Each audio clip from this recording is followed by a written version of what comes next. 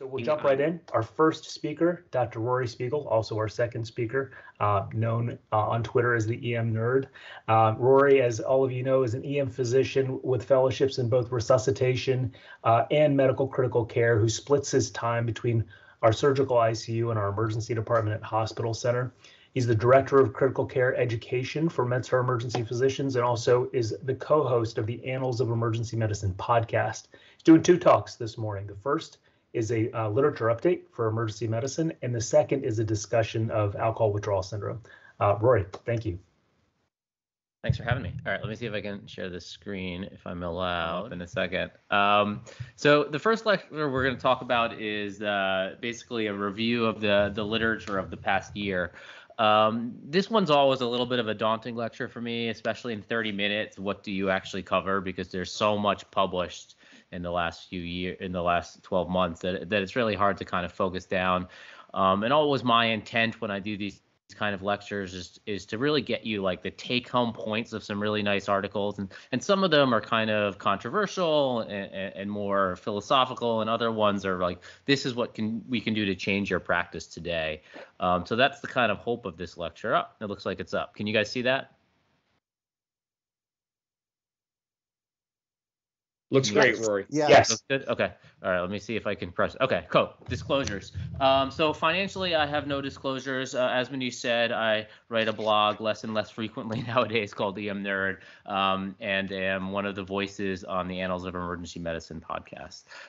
So I thought we would jump in today to one of the more controversial topics that's been going on in the emergency medicine and critical care world over the last 5 years or so, and that's your IV fluid of choice, and doesn't really matter. And the thought here was that normal saline or chloride-rich fluids can lead to renal failure, increased morbidity, and even an increase in mortality. And early on, there was a number of studies with kind of poor methods. They were retrospective, then a couple observational prospective studies showing that, yes, in fact, there was an increased rate of renal failure and mortality in patients who got normal saline.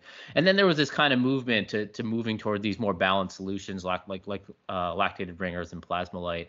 And there was this thing of like, there's just nothing normal about normal saline, so on and so forth. But in reality, we didn't really have any actual good data proving this concept.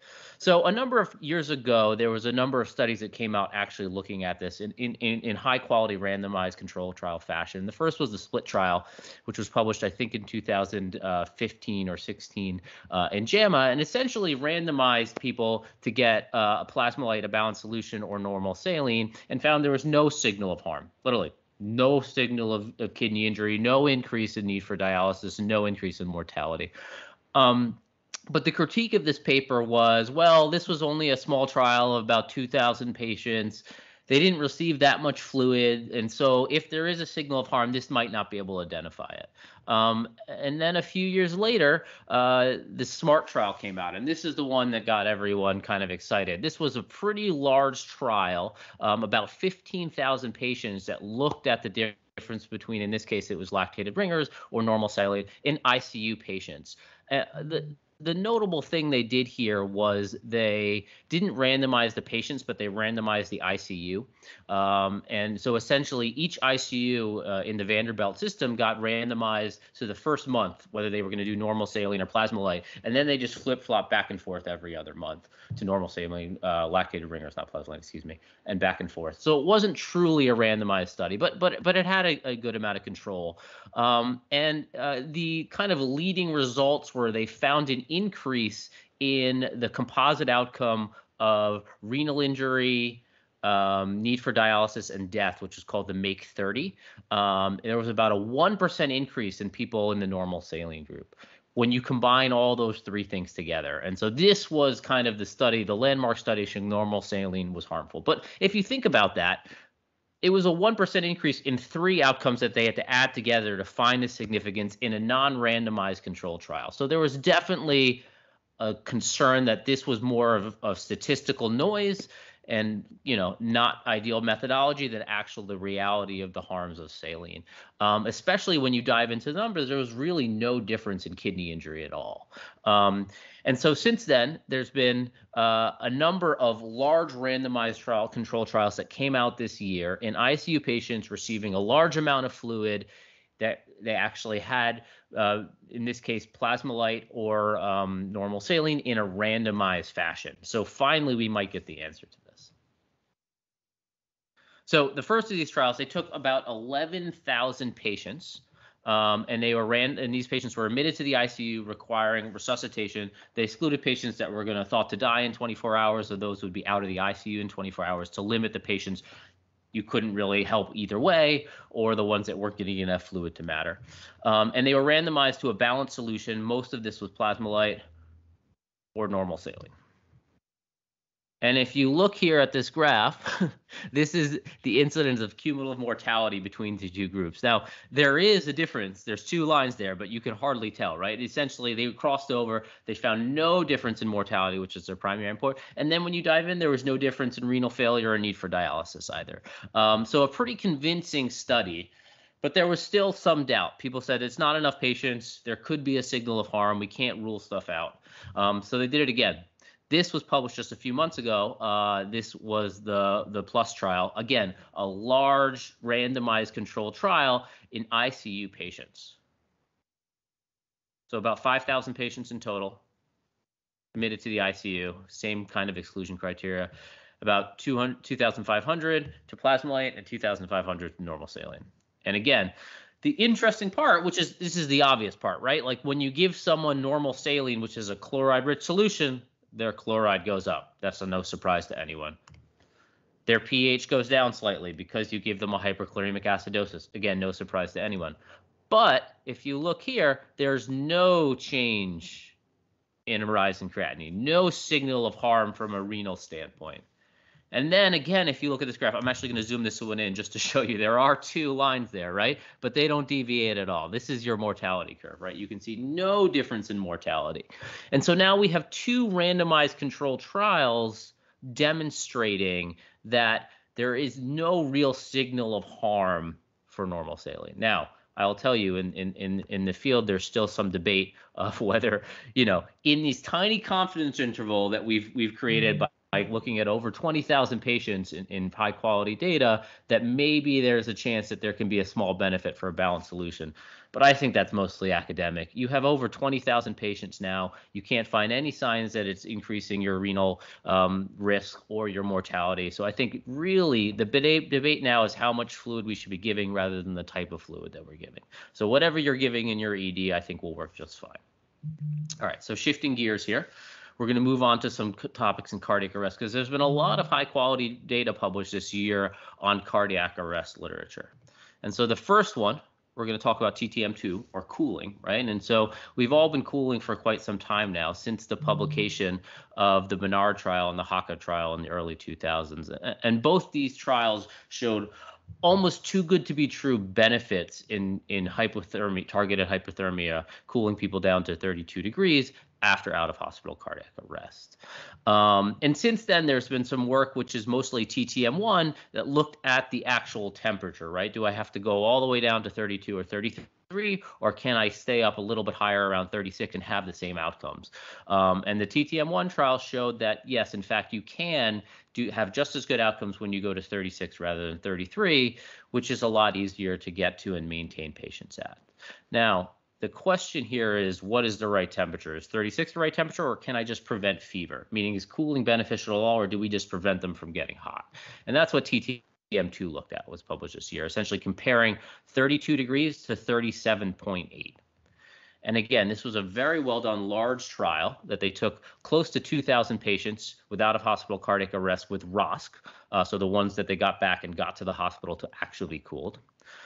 And they were randomized to 33 degrees or 37.8 degrees. So just basically essentially preventing them from getting a fever. And again, you can see here they found no difference in their primary outcome, which was death at 6 months, about 50% in each group, nor did they find a difference in functional neurological outcome. So really what they discovered here, it didn't really matter whether you cooled someone all the way down to 32 or just prevented them from getting a fever. So the interesting part here is, how do we reconcile this with the original trials that showed such a benefit to the 32 degrees? And the way I look at it, if you go back and look at those trials, they weren't very well done. They were small. They didn't really have a great control group, meaning that the control group were allowed to go up to whatever temperature they wanted to. There was a lot of patients that were withdrawn early in the control group because it wasn't blinded, whereas in the actual cooling group, they waited the full 72 to 72 hours to fully neurologically prognosticate these patients. And so likely the benefits you saw in those early trials might not have been true, but rather than doing another larger randomized control trial to validate those findings, we kind of just bought into target temperature management and went with it. And so only now that we've kind of gone back and started playing with the number, rising it slowly with each study, do we actually see that maybe cooling doesn't matter at all.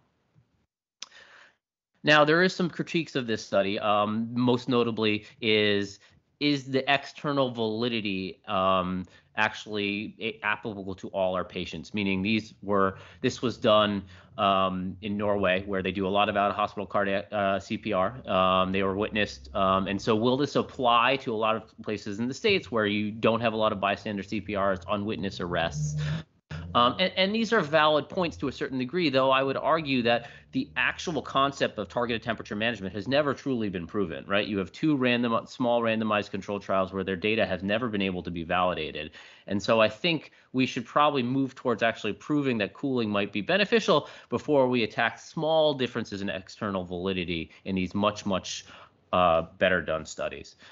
So again, I think this should shift our current management to basically preventing fever. And from an ED standpoint, this makes things much easier. You don't have to start cooling patients in the emergency department. You can just prevent them from getting a fever. And most of the time, unless your boarding problems are really, really bad, the patients don't get hot within the first 24 hours. So you can just basically just keep them from getting hot. A lot of them come in cold, and you can let them warm slowly to normal body temperature.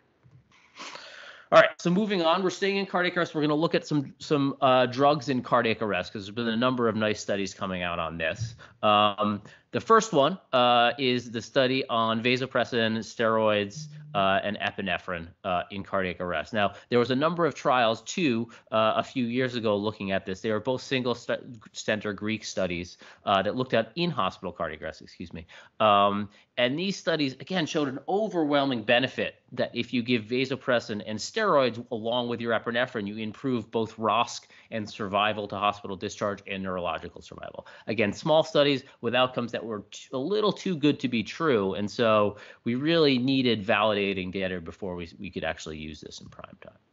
And so these authors sought to do that. This was a multi-center study, about 500 patients randomized with in-hospital cardiac arrest, so slightly different than out of hospital. I think it's fairly applicable, though.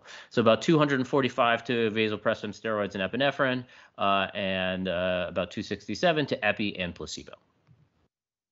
And here's the thing. Their primary outcome, they found benefit, but this is an important thing to look at. Their primary outcome was return of spontaneous circulation, where you saw an increase in return of spontaneous circulation in patients who got VSE compared to placebo. But when you look at actual outcomes that matter, meaning survival to patients to discharge, survival to 3 months, survival to 30 days, there was no benefit. No benefit in survival, no benefit in neurological outcomes. At 90 days, you had the same amount of patients surviving with a good neurological outcome, whether you got vasopressin and steroids or epinephrine alone. So this speaks to this point. You can see here's your neurological survival, right? Absolutely identical at 90 days. And it speaks to this point, is ROSC a reasonable surrogate outcome? Should we be using this in cardiac arrest data? And my argument is no. When you look at a surrogate outcome, a surrogate outcome should be something that's easier to measure. So you can power a study to measure something that happens more frequently. But it's fairly predictive of the outcome what you want. We don't really care in the end if patient gets ROSC if they don't actually survive to hospital discharge with a good neurological outcome.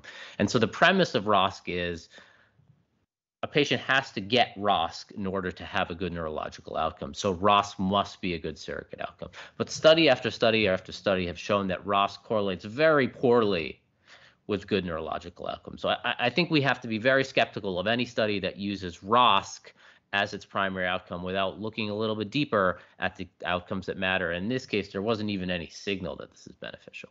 So again, I think from this standpoint, using epinephrine alone is a safe bet, and we don't have to overcomplicate our arrests with vasopressin and steroids.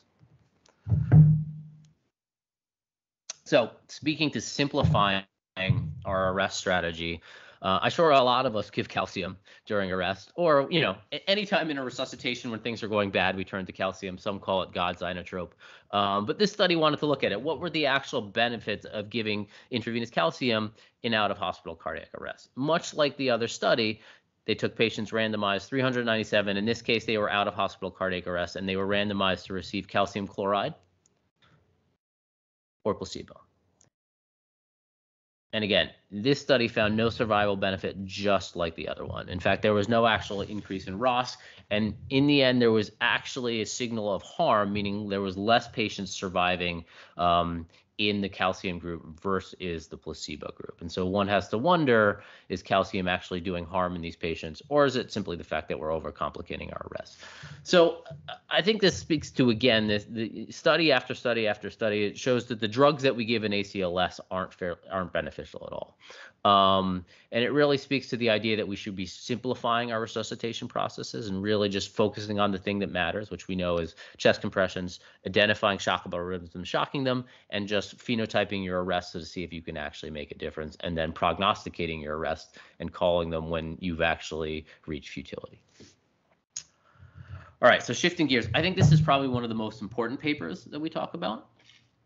And this is talking about the idea of contrast-induced nephropathy, and it is something we can be concerned about. And this is something I think we deal with on a shiftly basis, right? Can I get that CT scan I want with contrast, despite the patient having some degree of kidney dysfunction? And a recent paper published this year looked at this in a really nice way. Obviously, we haven't had any randomized controlled trial data on this, but what these authors did, they looked at a large data set of patients admitted to the hospital, and it was a total of over 150,000 patients. And they basically looked at all these different ways to control for all the other things that might be accounting for patients' kidney injury or acute kidney injury in hospital, meaning the degree of acuity of their illness, the different types of illness, the different reasons they got a CT, so on and so forth. And when they put that all together, they found that there really was no real reduction in kidney function when someone was exposed to contrast, when you controlled for all the other variables of why someone would get a contrast CT versus a dry CT versus no CT. And this kind of just adds to a core of literature. When you actually go back and look at the data on contrast-induced nephropathy, is what you see is the evidence for it is fairly poor. The early studies on this are a little bit crazy. You know, the first study that talks about this, they talk about a gentleman who comes into the hospital with a kidney injury, gets a pyelogram. His kidney injury gets worse.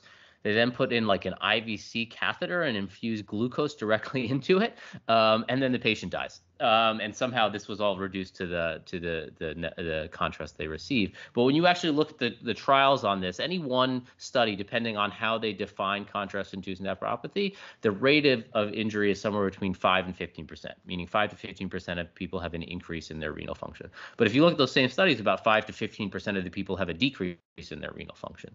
So one could argue that contrast is protective. But in reality, it's probably just the randomness of shifting creatinine levels.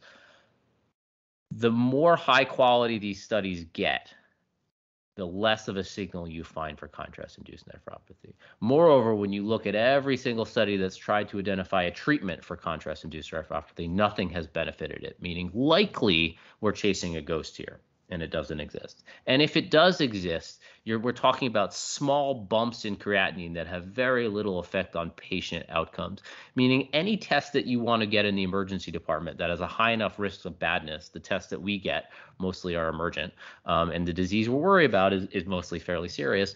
probably outweigh the risk of these small increases in contrast. And so this is the kind of thing that we should really be pushing to avoid. When you think someone has a pulmonary embolism, the risk of a pulmonary embolism is probably higher than the risk of contrast-induced nephropathy, just given that this risk is so low.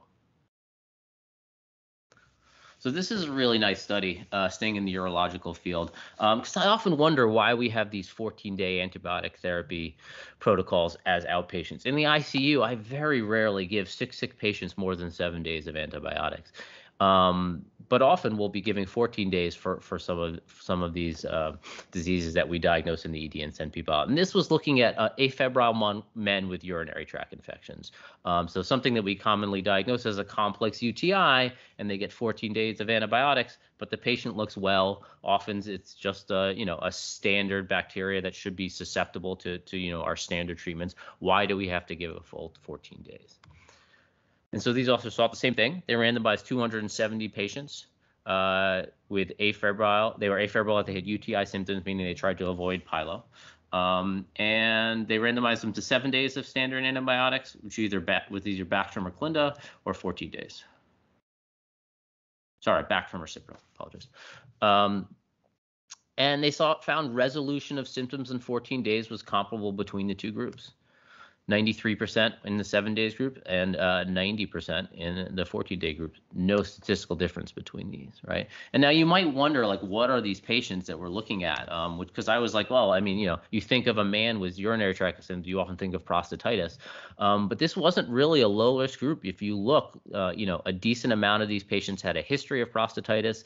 Some of them had indwelling catheters. So these are patients at relatively high risk, the ones we commonly give 14 days.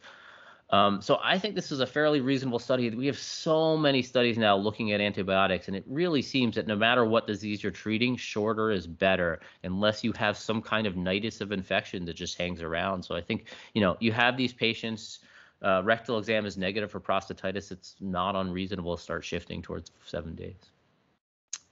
All right. So next, one of the enemies of the emergency physician, the at-home blood pressure test or the pharmacy blood pressure test. And often these patients get sent to the emergency department with elevated blood pressures and asymptomatic. And I think a lot of us have moved at this point at basically minimally treating these patients and getting them back to an outpatient. But now we have some data to kind of support this. So this was a really nice study published in Annals last year looking at a large cohort of patients with elevated blood pressures in the emergency department, presenting for either asymptomatic blood pressure or other complaints, and what happened to them over the next 2 years. Now, this was a Canadian data set, so they have much better follow-up than we do in the States. But essentially, they looked at about over 30,000 patients, and it was really interesting. So out of these 30,000 patients, about 50% had elevated blood pressure readings in the emergency department. And about 2/3 of them had no prior diagnosis of hypertension. So these are the ones that just had asymptomatic elevated blood pressure in the ED and had no history of hypertension. When you look at the ones that followed up, when they went to a doctor afterwards and followed up, only about 14% actually had sustained hypertension and needed blood pressure medication. So few of them actually have hypertension. One has to wonder, the ED is a stressful place, and obviously your blood pressure can be high for many reasons. And so are we really treating a number that matters? Moreover, when you look at outcomes in these patients, there was no signal of harm of elevated blood pressure. It didn't matter what cutoff they used. So 140, 160, 180, greater than 200, it didn't seem to matter. There was no signal of harm of increased stroke or hypertension when they controlled for all the other factors. So again, I think this really speaks to that idea that we don't have to treat the blood pressure in the emergency department. And since so many of these patients don't actually have hypertension later on, it might be harmful to start treating them in ED.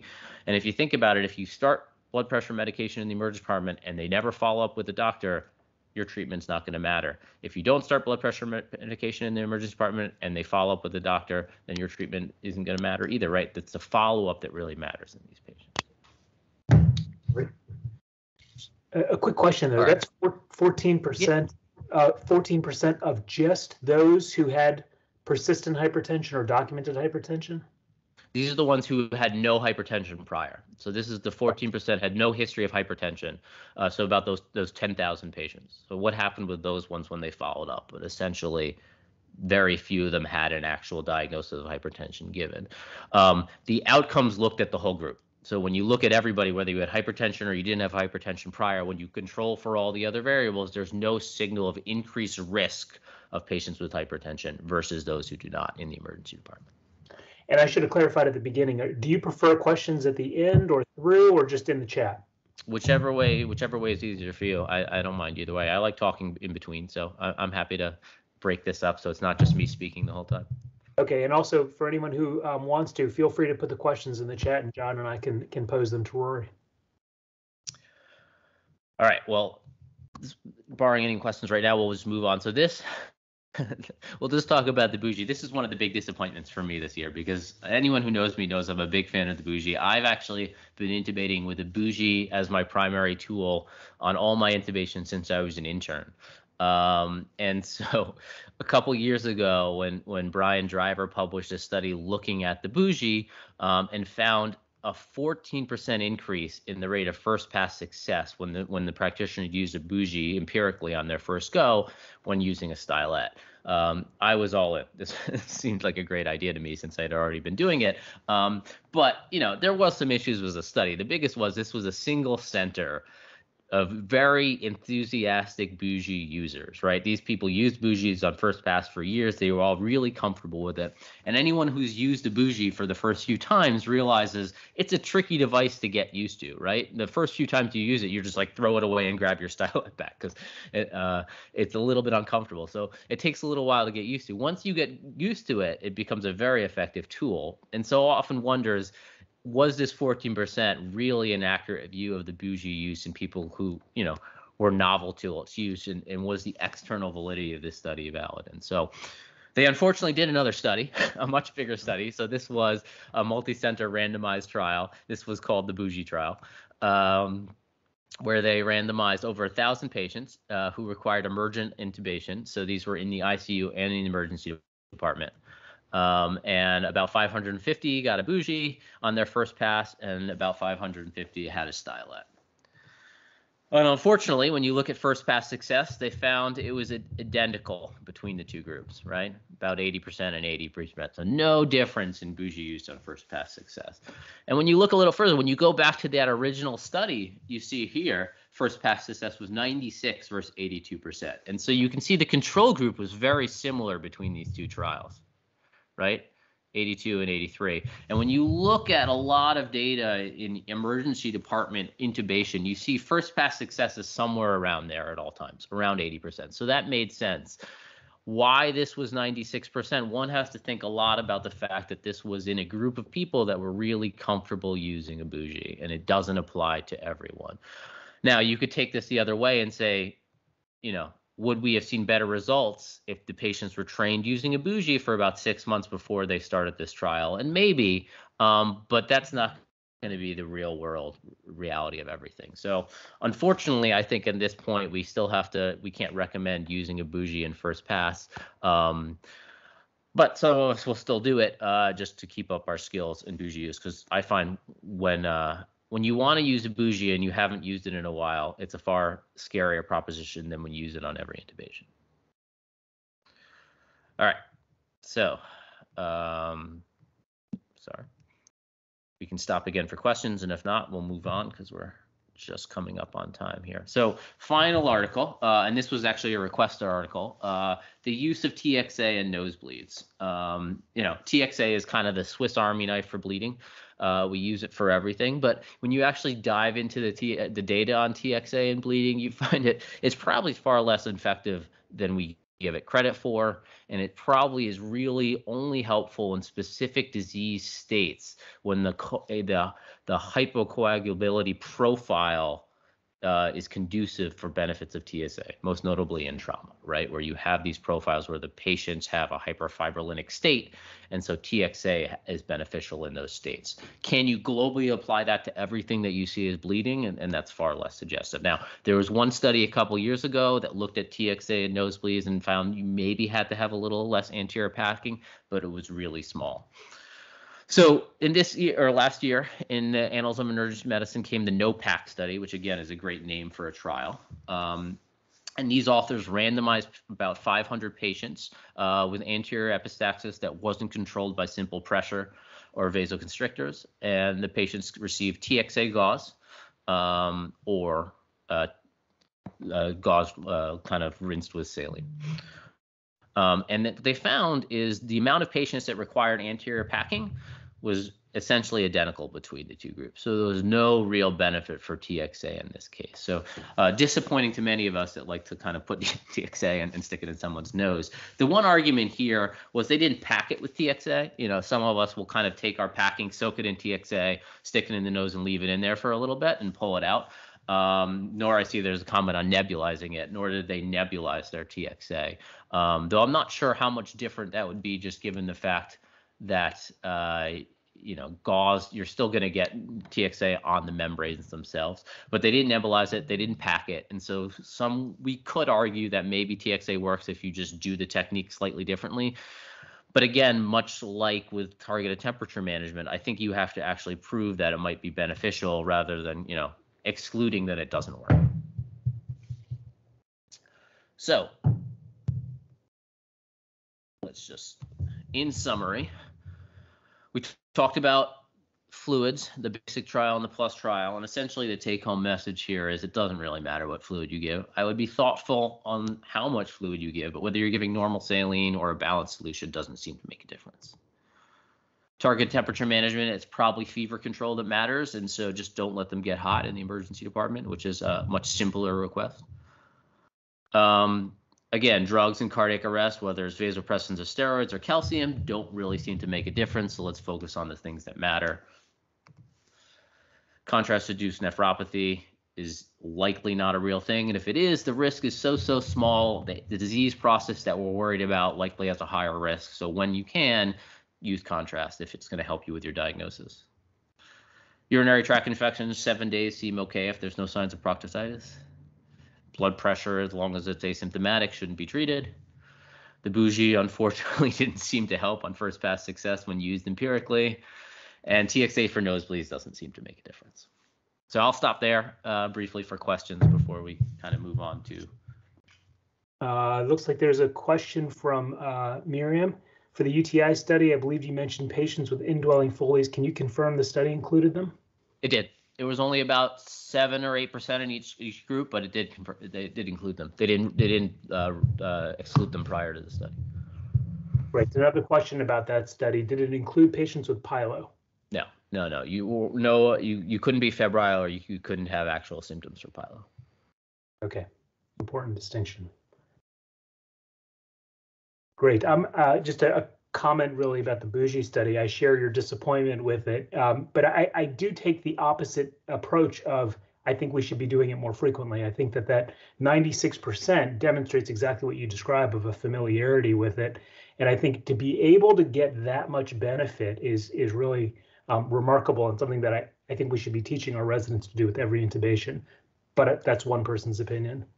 Yeah, I agree. I think especially when you're teaching residents, it's something to do. I actually have all my residents, maybe not on the first time they're intubating, but quite quickly start picking up a Bougie and just learning to handle it, because you see it's rather uncomfortable to use. It's a total different muscle memory. You're not gripping it the same way, and to get comfortable with that takes some time. Another question in the chat: are you going to keep using calcium? I never use calcium, unless they come in and they've got a fistula from the dialysis center and you're really worried about hyper-K. I tend not to use it. Okay, so what we're going to talk about is phenobarb for alcohol withdrawal. And much unlike the last one, this has kind of been a passion project for me. And it kind of goes in line with the protocol that we've been developing at Hospital Center, but I've been using phenobarb for alcohol withdrawal for some time, essentially since I came to Hospital Center, because we just didn't have IV Valium, and I had a lot of frustration with using Ativan, because it's such so short acting and you have to keep dosing it, which is the opposite of Valium, where once you get them comfortable, they tend to be comfortable for the rest of their stay. So I had switched to phenobarb at that point, and obviously encountered some hesitancy through pharmacy, and so we thought to develop a protocol, which is kind of we've gone into our own complications, but that's a story for another day. So let's just talk about how you do it, and we're going to start with the obligatory slide on the physiology of alcohol withdrawal, which I promise will be brief. Is this working? There we go. So you've got the, oh God, this looks much better on my end for some reason, the transfer. But essentially you've got this is very simple brain physiology, probably oversimplified. Anyone who's a neurophysiologist is probably very unhappy with me right now. But the major excitatory neurotransmitter in your brain is glutamate. The major inhibitory is GABA. They essentially have to be balanced for us to be awake and alert. As GABA gets higher, we start to fall asleep and become somnolent. As glutamate gets higher, we start to get hyperactive syndrome and eventually have seizures, right? And it's the balance of this that matters.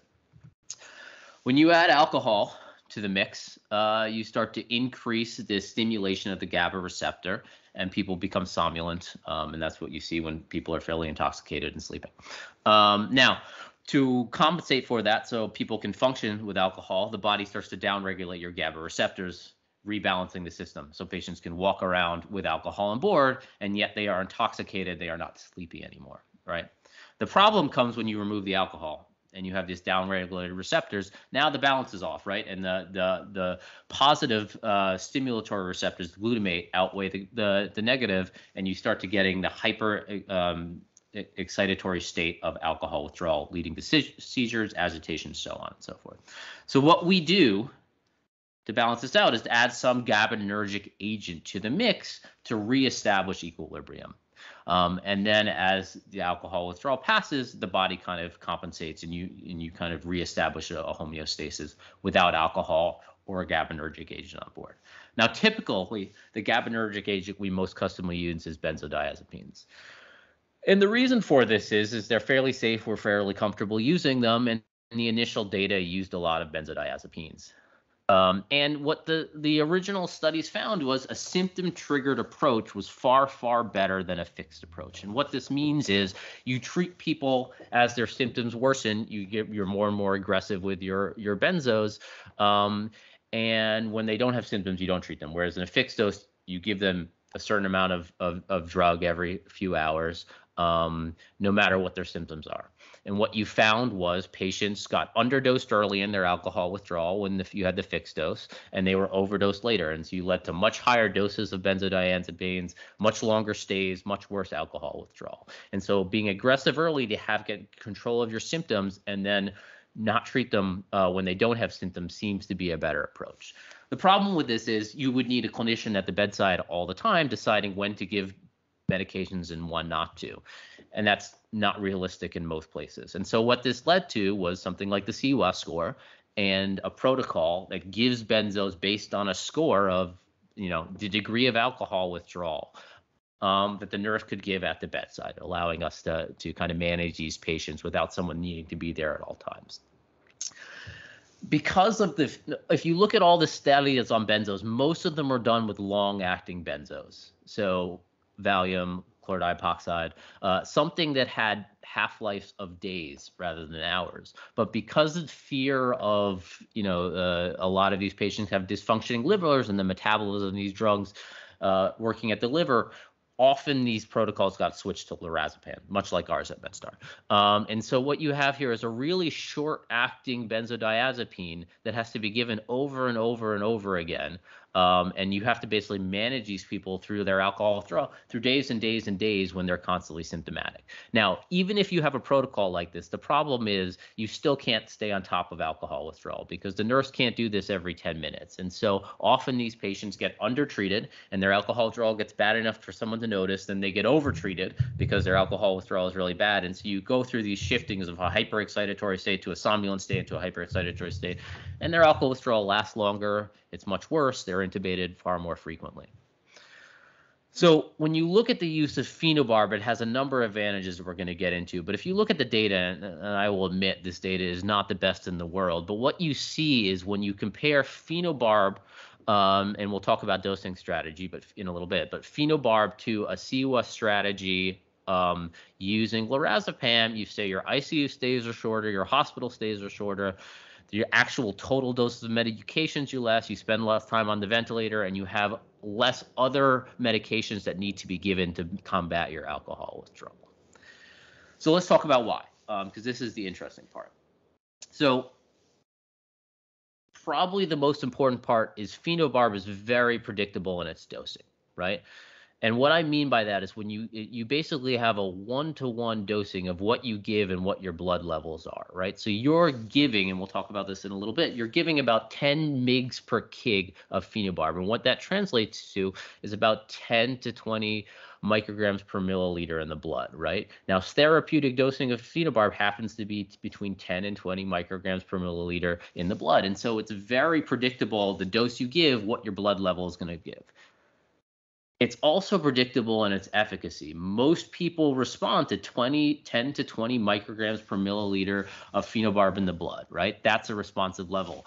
Whereas when you use benzodiazepines, as I'm sure we all know, it's all over the place. You don't know how much benzo is going to need. Sometimes they need 2 of Ativan, sometimes they need 18 of Ativan, sometimes they need 32 of Ativan. Sometimes benzos don't work and you have to intubate them and use phenobarb, right? And so the predictability of benzos are all over the place, whereas phenobarb, you pretty much know how much you're going to need to treat these patients. It's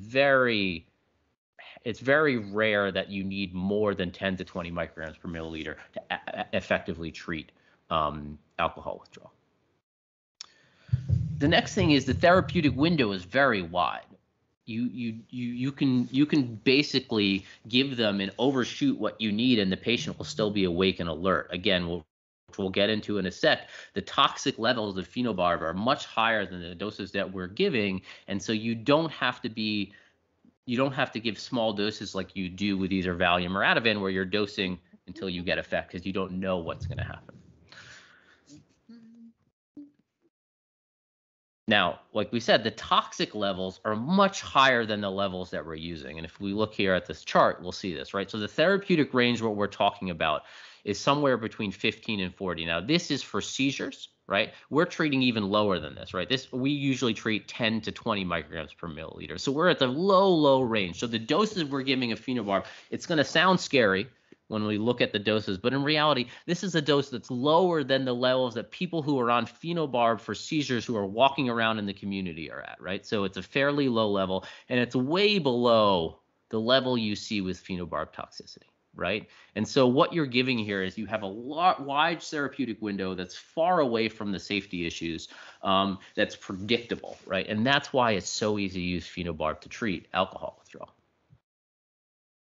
And then finally, the half-life is 4 days, right? So once you get these people comfortable on phenobarb, you're done. You don't have to treat them anymore. There's some people that argue for a taper, a PO taper. I use this in the ICU all the time. I never give the PO taper. Once they're comfortable on phenobarb, they basically have a built-in taper that kind of goes down as their alcohol withdrawal improves, and you never have to dose them again. And what that means is you never have to do a CWAS score. And so the nurses love this because they don't have to measure CWAS scores every 15 to 20 minutes to an hour, right? And keep on dosing them because once they're comfortable, you've treated their alcohol withdrawal.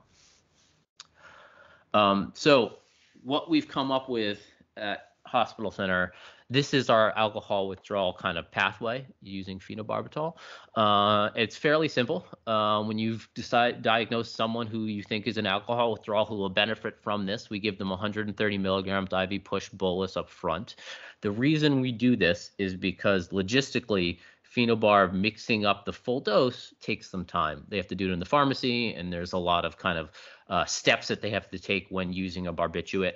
So it takes a little time to mix it up. And so the 130 milligram pushes come up much faster, or you can stock them in your Pyxis. And so it's much easier to start your load there and then continue it when you get the full bag.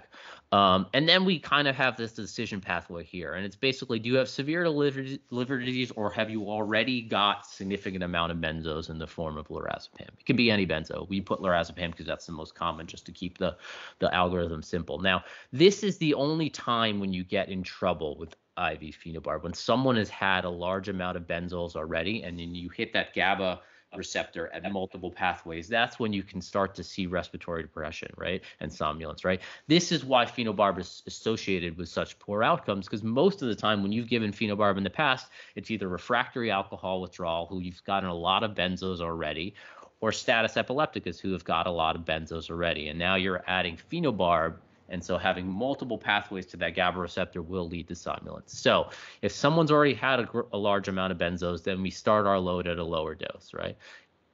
People who haven't had any benzos, you can start at the 10 mg per kg, which again sounds a little bit scary because often in people you're giving a gram of phenobarb to. But I promise you, again, this is well below the toxic levels, and this is well below the levels that patients walking around with taking phenobarb for seizures get. And then you have to look at them, and just like anything else, decide if your dose worked, right? And sometimes you have to give an additional 3, and sometimes you have to give another additional 3. Again, the loading dose will be somewhere between 10 and 20 in most patients. So starting at 10 and just giving a few extra doses is not an unreasonable way to go. Often myself, who's comfortable with this, will just give 15, because I often find 15 is what most people need. And so I give 15 mg per kg, and then I'm done, and I never have to dose them again.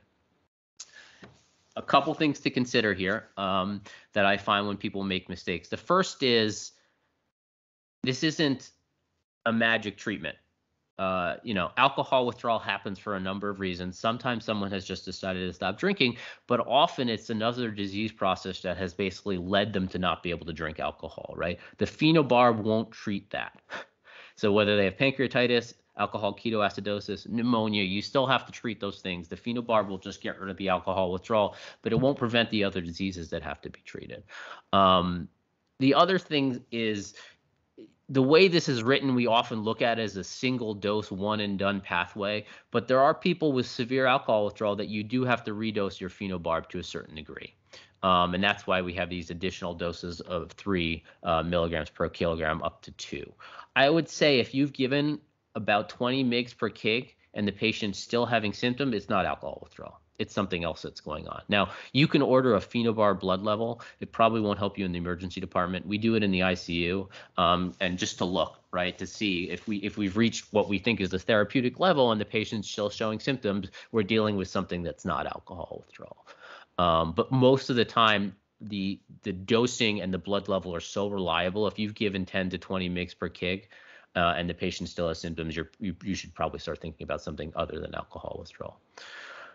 Now, finally, just from a logistical issue, there's a hold on this. Unfortunately, we can't start doing it right now.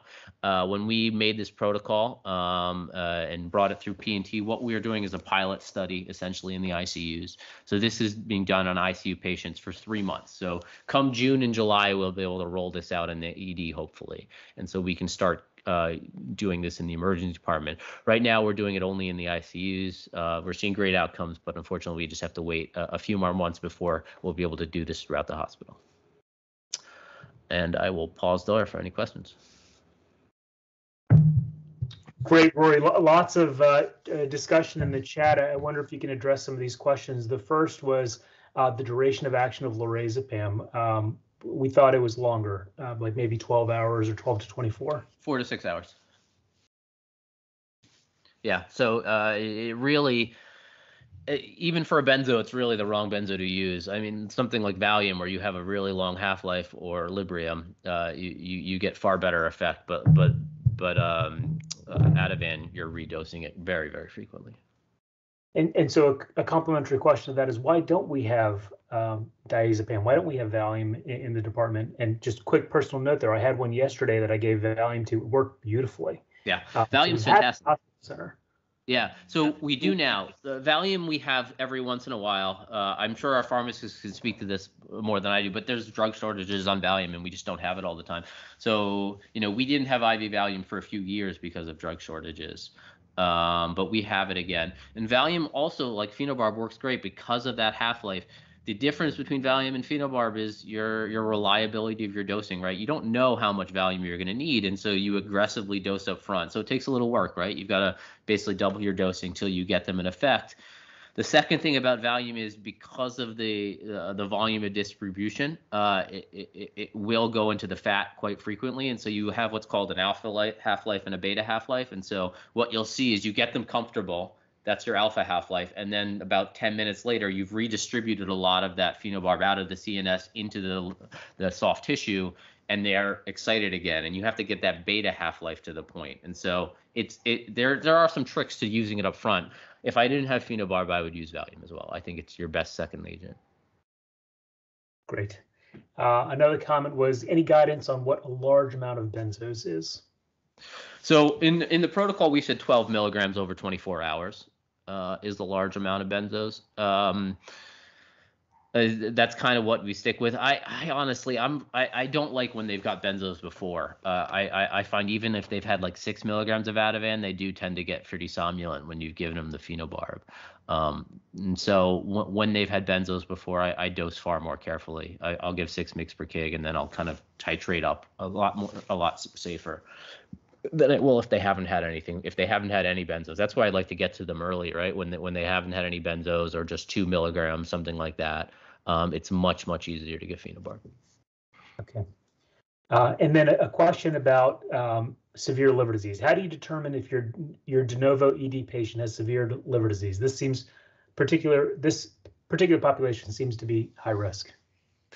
Yeah, so it is high risk, and we left it vague there because we didn't want to overcomplicate scores. So what I would do is I'd look at the patient, see if they have signs of liver disease, look at their platelets, look at their albumin, and essentially make a call on that. If they have normal platelets, the chance that they have real bad liver dysfunction is pretty low. And so that's kind of what I do. Okay. And then just to clarify the protocol, everybody gets 130 milligram IV push bolus, and then a load or adjust loading dose based on liver disease, or if one's pretreated with benzos. Is that right? Yeah. So essentially what you want to think about is once you give your 130 milligrams, are they at high risk of somnolence or not, right? And basically the two factors that you've divided there is, do they have liver disease they're gonna have trouble breaking down the phenobarb, or have they already had something that's attacking the GABA receptor that if I attack it from a different angle, I'm gonna get more insomnolence than I'm hoping for. And then with that, you just load slower than you would with when the patient is de novo. And I want to just reiterate something you said earlier, which I think is important, which is part of this is process, in that we can store 130 milligram bag phenobarb in the department in our Pyxis so that we can give it quickly, whereas that weight-based dose is going to take some time to get compounded in the pharmacy and sent up. And so part of that is just process. Yeah. If we had the full dose in the Pyxis, we wouldn't be giving that bolus at all. Hey Rory, sorry to interrupt. Is there ever a scenario where we would dose the phenobarb and then discharge a patient to like an inpatient rehab facility, or if we were planning on discharging a patient, would we be sticking to benzos? So I would. There's not much data on this. I would say whether you give phenobarb at benzos, your decision to discharge them should be based on all your other factors. It's not. The patient is not at any more increased risk of the effects of having a GABAergic agent and then go out and drinking, right? Whether you've given a benzo or you've given phenobarb, it's really the same risk. So I wouldn't just because they've gotten phenobarb not discharge them. I think that'll probably happen a decent amount early on when we're getting comfortable with the medication, which is fine. We also kind of encourage it to be used in the patients that we are planning on omitting for whatever reason, just because, again, we're not as comfortable with it. But there's going to be a patient that you're like, I think I'm going to omit, and then all of a sudden they want to leave, or you think it's now okay for discharge. And so in the protocol, it's just, you give them the same return precautions and discharge instructions that you would anyone else that you've given a GABAergic agent to and now are discharging. Great. Again, the comment was made in the chat that IV Valium was added to hospital centers Pyxis over the last couple of weeks. But as you pointed out, it's unfortunately subject to shortages not infrequently. Any last questions for Rory for either of these two talks? Manish, it's Terry. I'm sorry I couldn't use the chat because I'm driving. But is there any, Rory, can you comment about PO Valium? A decade ago, an institution where I was had their whole CWAP protocol of people could take PO was all PO. I don't know if the shortages are affected by that, and just get your comment. Yeah, no, PO Valium PO. we have PO Valium all the time. It seems like the shortages don't really affect the PO, and there is reasonable data that you can manage pretty severe alcohol withdrawal with PO Valium. Because of these shortages, a number of institutions have done that. It's a little more complicated, right? The nice thing about Valium IV is needle to brain is about 90 seconds, and so you know what you get pretty fast, and so you can be fairly aggressive in your dosing, whereas PO Valium takes much longer to see effect. So in the sickest of the sick, it becomes somewhat impractical. Obviously, anyone who can't take PO, it also becomes impractical. But everyone else, yeah, it's been proved to use quite effectively. And I'll often use it. Anyone who can take PO, who I'm just kind of, is either in psych, who we're waiting to clear or something like that, I often use PO Valium. And there's a question in the chat, Rory, about PO Librium. Same thing. Yep. Yeah. PO Librium. I find I kind of treat them the same in my head. Obviously, your dosing is completely different, right? Your Librium is your dose 100 to 200, or Valium you're like at 10. But they work fairly equivalently. Awesome. That was really outstanding. I'm going to just close with one comment. Oh, sorry. Was there another question? Yes. Can we go back to use the good old Librium, or Librium is out of the discussion these days? I love using Librium. We don't have it at Hospital Center as far as I know, and so I've switched to PO Valium. But there's nothing wrong with using Librium. No, it's a great drug. It's long acting. It has a fairly large therapeutic range, so it can be used. I just have trouble finding it. Because we used it a long time ago usual. We also used phenobarb a long time ago. Thank you. Dr. Sutton, your point's well taken, and it's something that we did talk to our ED pharmacist about, and I certainly think we can follow up on that. Just to close this first hour of session, Rory, I want to go back to one piece about cardiac arrest. You talked about the lack of effect or benefit of many of the drugs, and I just want to point out bicarb is in the same place. It was pulled from ACLS in 2010. When we have data on our in-hospital cardiac arrests, we're at hospital centers, 63% of our codes get bicarb. And I think a fair number of our codes get bicarb in our EDs as well. So I'll just close at that point. Thank you very much, Rory. That was outstanding. Both of those talks were fantastic. Lots of great conversation. Let's go to our next speaker, Dr. Tammy Katy. She's been with MedStar since 2004. She served as a pediatric hospitalist until 2009, has been in the ED since 2004. She's an associate professor of both clinical pediatrics and emergency medicine, very active in education with our medical school and both residency programs. She's authored several publications and lectures routinely. She's going to talk to us today about fever in the child less than 90 days old. Tammy, thank you very much. It is. Can see and hear, yes. Alrighty. So you heard that cry. Yes. How did it make you feel? Did you get a little tachycardic? Did you start sweating? Well, hopefully at the end of this talk, when you hear that cry out in triage, see a baby under 90 days with fever, you won't have such a violent reaction.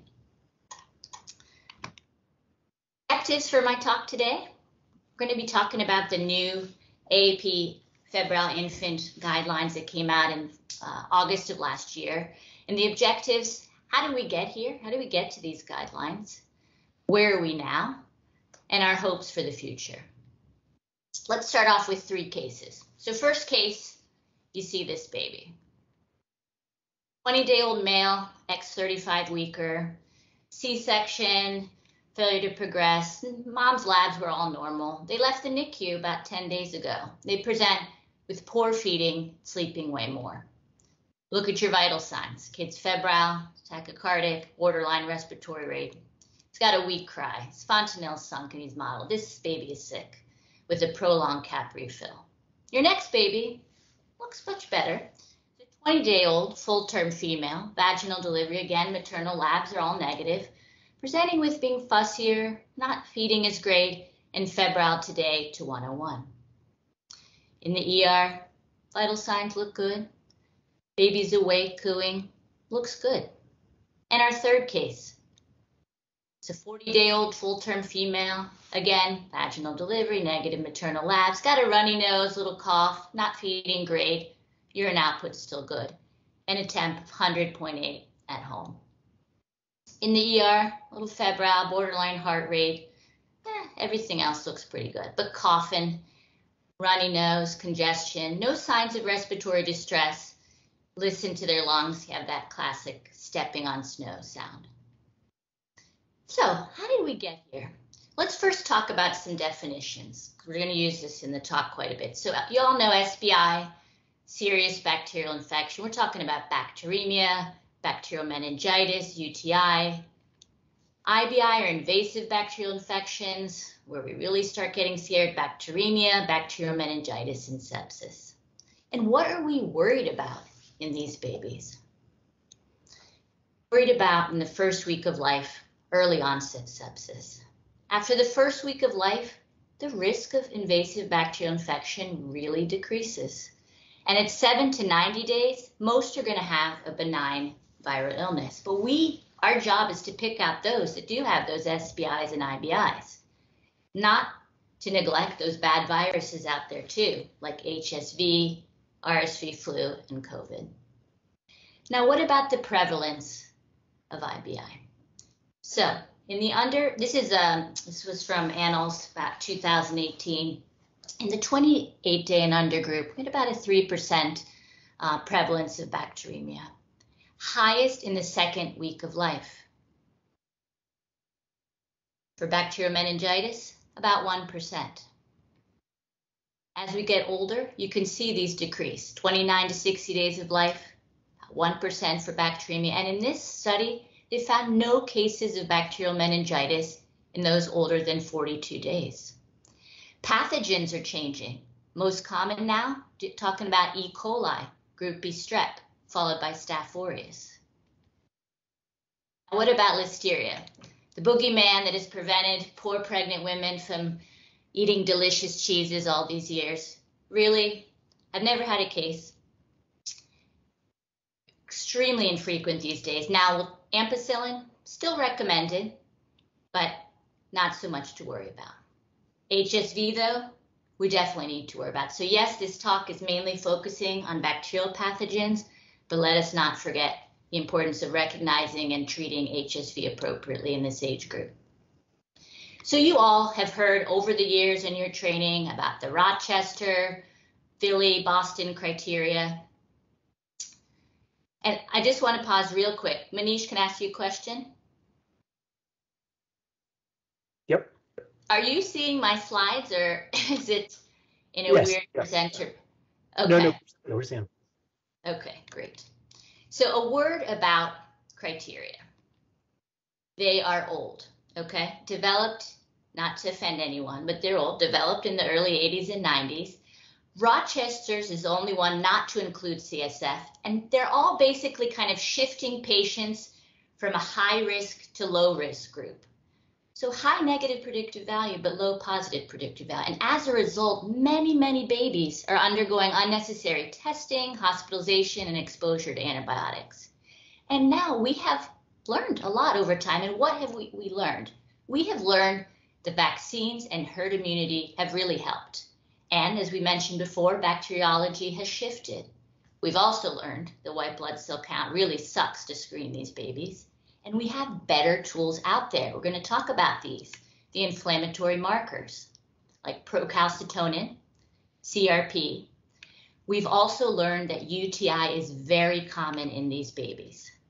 So yeah, everybody, we're talking about COVID vaccines. We're grateful, but we really owe all of these vaccines, you know, a huge round of applause. Prevnar, Hib. Now, white cell count. We know that it sucks. It's really poor sensitivity and specificity. Countless studies out there for identifying serious bacterial infection and invasive bacterial infections. Now, what about CRP, procalcitonin? Many studies showing it's better than the white count for identifying serious bacterial infections. In fact, procalcitonin may be best for recognizing IBI. Problem is limited availability. Also, there are variations in norms for age, what infection you're dealing with, pathogen. Now, the PEDS work group helped me to kind of survey all of our MEP sites. And where do we have procalcitonin available in real time? And not many of our sites have it. So we have it at Georgetown. Last year, Dr. Gallo and I worked with the lab. They were very receptive to it. We were able to get it on board. So it's available stat test now at St. Mary's as well. But you can see our other sites. It's not available in real time. A send-out is worthless in managing these patients. Again, UTI, we've learned, very common. And just to plug here, for when you are going to have this baby cath, just put your ultrasound probe on their bladder to see if it's full, so you can prevent a dry cath and repeated cathing of the baby. So in terms of UTI, this one study showing how common it is, over 600 febrile neonates over 10 years, 15% with UTI. And many other studies support similar stats. We've also learned over time that meningitis in the over 28-day group with UTI pyelo is rare. So as this data was coming out, authors first started to say, you don't need to do an LP if you're pretty sure this baby has a UTI if they're over 60 days of age with a UTI pyelo. And as more studies come out, shifted to, you don't need to do an LP if they're over 28 days of age. Now, in the last 5 years, we've made many gains in terms of research in this topic. And we're going to touch on all of these, which gets us to where we are today with the AAP guidelines. So first, we'll talk about the step-by-step protocol from 2016, the lab score in 2018. We've probably all heard about the PCARN clinical prediction rule from 2019. In the midst of COVID, you may have missed the Roseville protocol that came out in 2021. So first off, with the step-by-step approach. So this included babies, well-appearing febrile infants, over 21 days of life to 90 days. And they were basically trying to stratify these patients to a high-risk group that needed a full sepsis workup, antibiotic admissions, intermediate that may need full workup, antibiotic admission, and low risk that didn't need anything. You were considered low risk if you had a negative UDIP, procalcitonin under 0.5, CRP under 20, and an ANC under 10,000.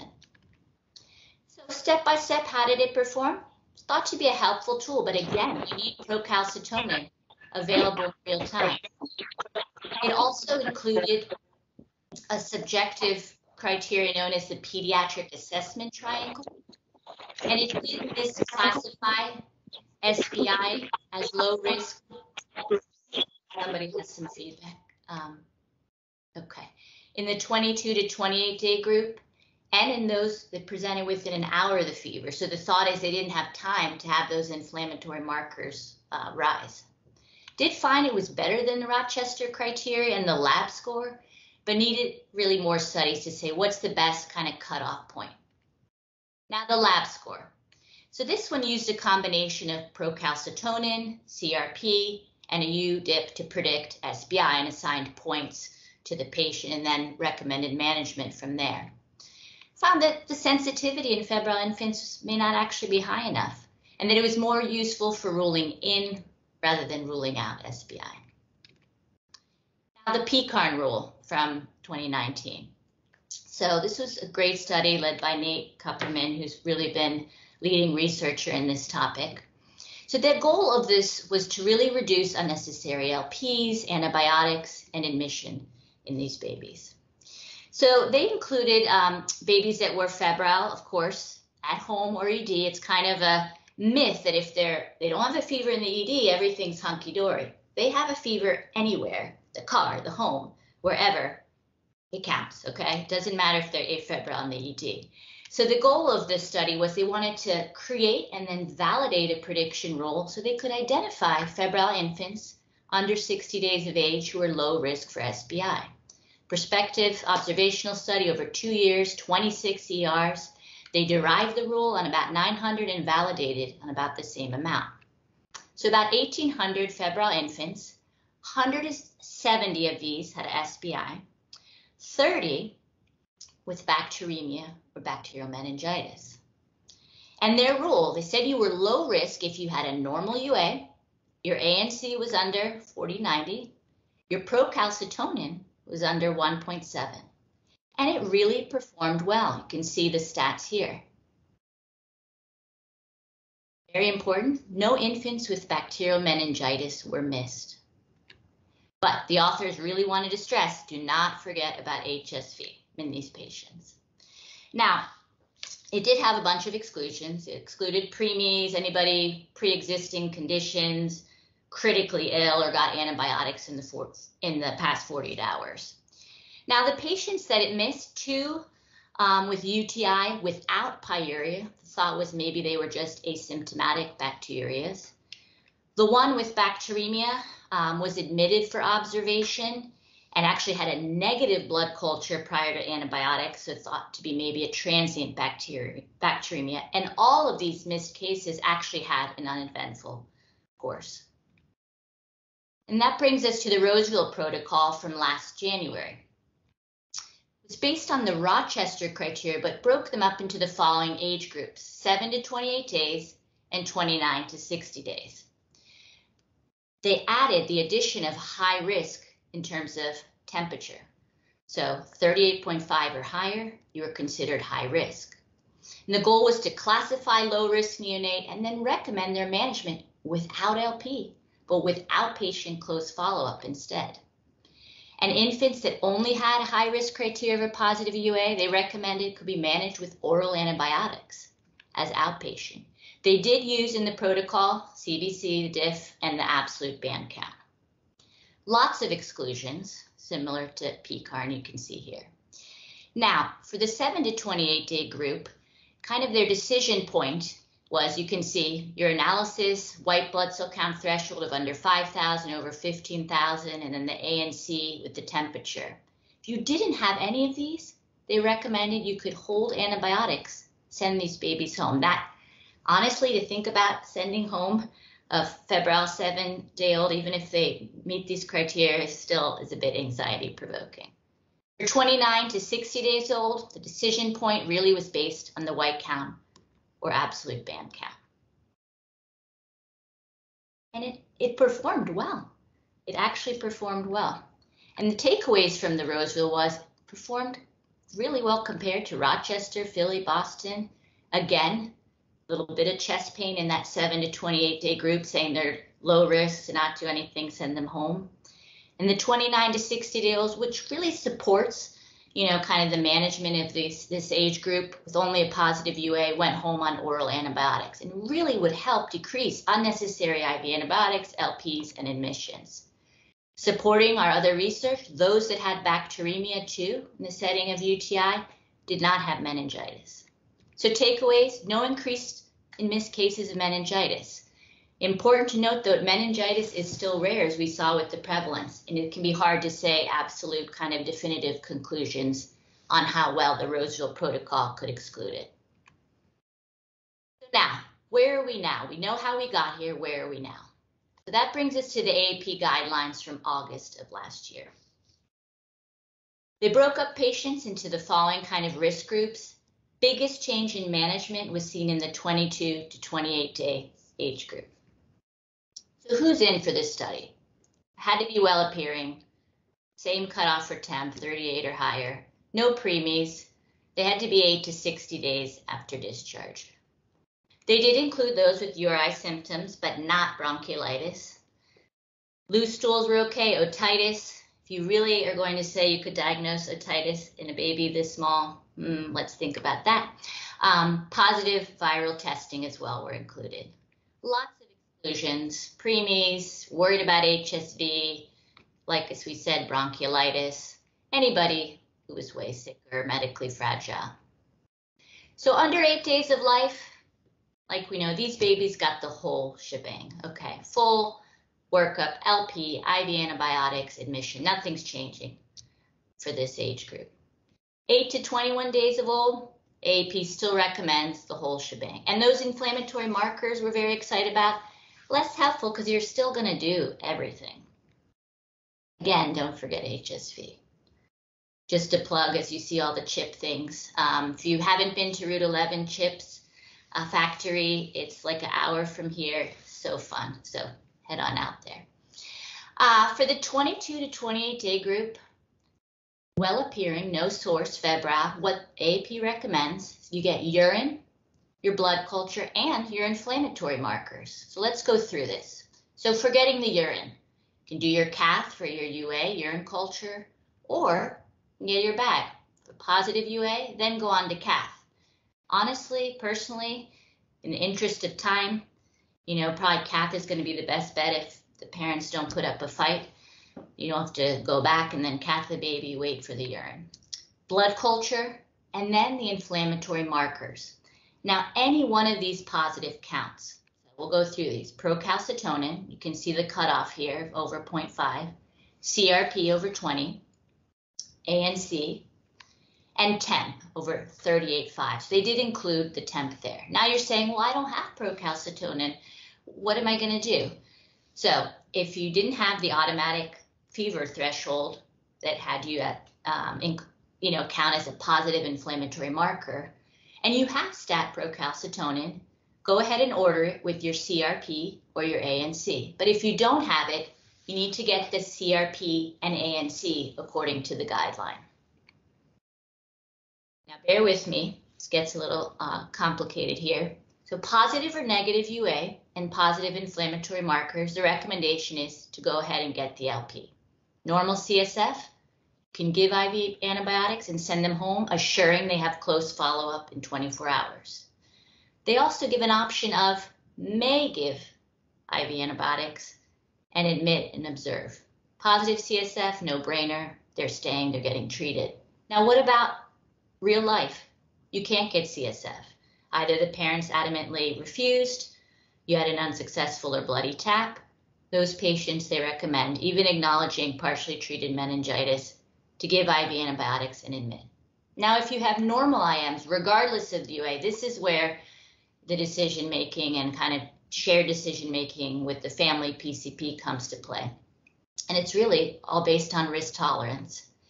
If you don't do the LP, you have the option of giving the IV antibiotics and as a minimum, observing them in the hospital. You can see their algorithm here where they go through, if you don't have the abnormal IMs, and kind of your pathway. And we'll share the article at the end of the talk.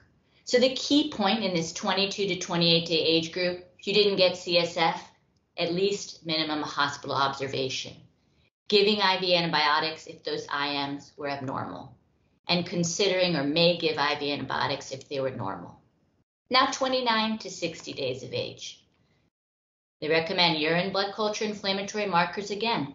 If you have normal IMs, negative urinalysis, don't need to do an LP or antibiotics. You can send them home as long as they have good follow-up in 24 to 36 hours. Normal IMs and a positive UA, you want to make sure you got that clean cath urine culture from the bag. It's going to be contaminated. Oral antibiotics, discharge, and earlier follow-up within 12 to 24 hours. Now, if you have positive IMs and a positive UA, got to get that urine culture, but they give you this option of may perform the LP. Positive CSF, you're treating, admitted. Negative CSF, you can do either IV or oral and consider going home observing. Positive IMs, negative UA, again, this option of may perform the LP, and if negative CSF, may give IV antibiotics, may obs or send home. So the key point, because I know that's a lot of information in the 29 to 60 days of age, if they have those abnormal inflammatory markers and you couldn't get the LP or the CSF is uninterpretable, need to give IV antibiotics and either observe them in the hospital or send them home with close follow-up. Now, what's kind of my take? Again, my personal interpretation of these guidelines. 0 to 21 days, that whole shebang. We're doing everything. 22 to 28 days, I'm getting the urine. I'm just doing the cath, blood culture, inflammatory markers. Positive UA, I am negative. I'm going to skip the LP. I'm going to give IV antibiotics and admit these patients. IM's negative, UA negative, skip that LP, hold the antibiotics, but admit and watch the baby. IM positives, I'm going to try to convince and try my best to get the LP. Treat. If my CSF is negative, I'll send them home, making sure I communicated with the PCP or on call that they can have close follow-up. If they were positive but I couldn't get CSF, I'm going to give IV antibiotics and admission. For 29 to 60 days old, getting the urine culture IMs positive, positive UA, I'm okay, no LP, but IV antibiotic and admission. Now, if my IM's positive, but my UA is negative, this is really where, you're going to have to do some shared decision making on the LP.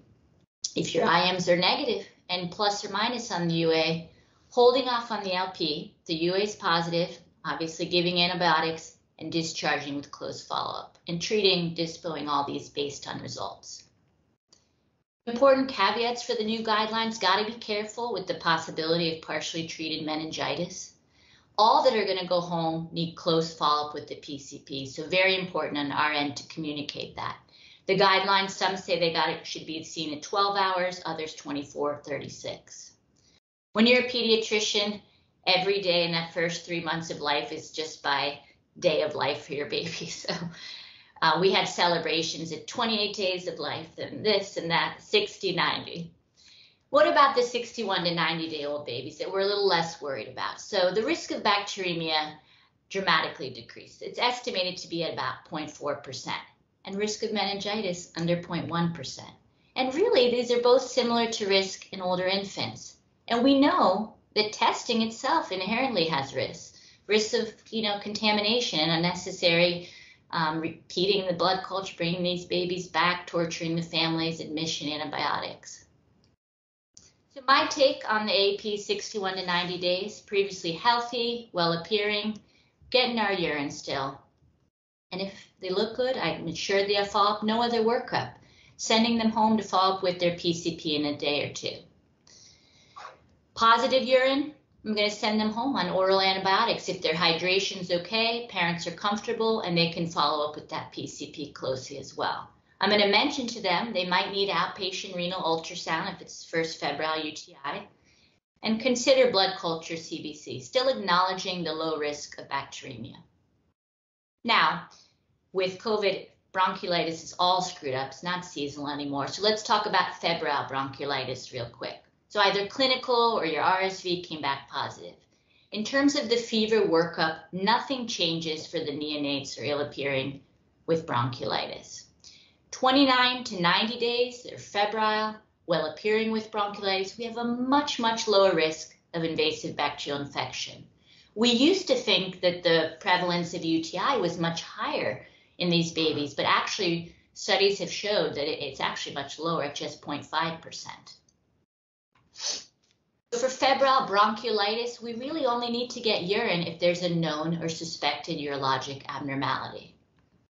Influenza, again, nothing changing for the neonate or ill-appearing in the febrile workup.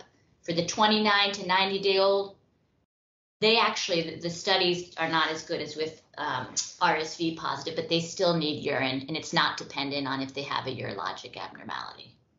So where are we now? So we know the white count's no longer helpful for determining risk. We have to consider risk of the LP, antibiotics, and admission. And shared decision-making is so important with the parents. And we have our new AP practice guidelines to help us. So hopes for the future? Well, we're familiar with BioFire, not available everywhere in real time as well, but in the future, these results might help to avoid unnecessary admissions in these kids or continued antibiotic exposure. We've seen with COVID the impact of viral testing. I anticipate, a lot of more studies are coming out there for the febrile infant and the use of the respiratory viral panel in managing these patients. So let's go back to those 3 cases we started with.